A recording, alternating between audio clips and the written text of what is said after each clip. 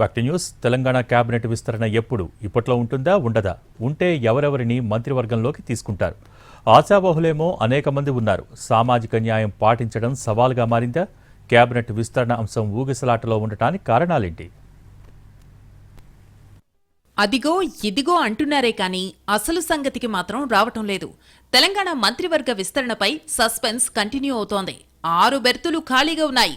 ఆశావహులేమో చాలా మందే ఉన్నారు. అందుకే వ్యవహారం ఎటూ తేలటం లేదు.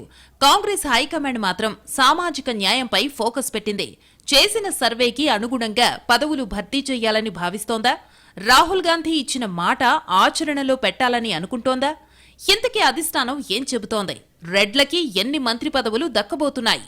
తెలంగాణ కేబినెట్లో సామాజిక న్యాయంపై కాంగ్రెస్ అధిష్టానం చర్చిస్తోంది. ఈ మధ్య జరిగిన సమావేశాల్లో ఇదే అంశంపై చర్చ జరిగినట్టు తెలుస్తోంది.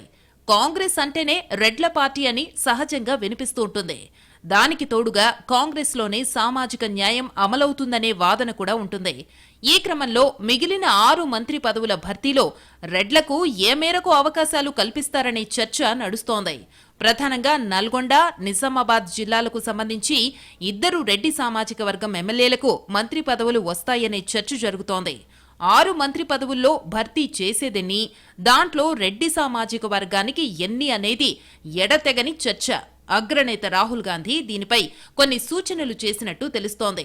6 మంత్రి పదవులతో పాటు assembly deputy speaker, chief whip పదవులు కూడా ఖాళీగా ఉన్నాయి.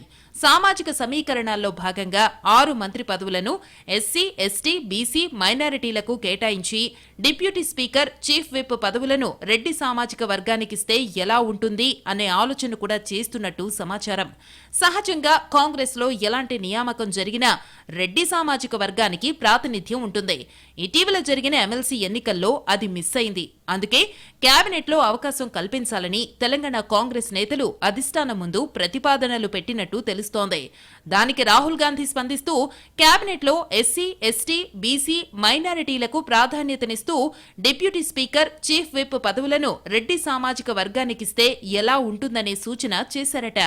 కేబినెట్ విస్తరణ అనగానే అన్ని వర్గాలు అలర్ట్ అయ్యాయి. రెడ్డి సామాజిక వర్గం నుంచి నల్గొండ, నిజామాబాద్ రెడ్లు ఆశతో ఉండగా మధ్యలో రంగారెడ్డి జిల్లా రెడ్లను తెరమీదకు తెచ్చారు సీనియర్ నేత జానారెడ్డి. దీంతో కాంగ్రెస్ లో ఏదో జరుగుతోంది అన్న టాక్ బయటకు వినిపిస్తోంది.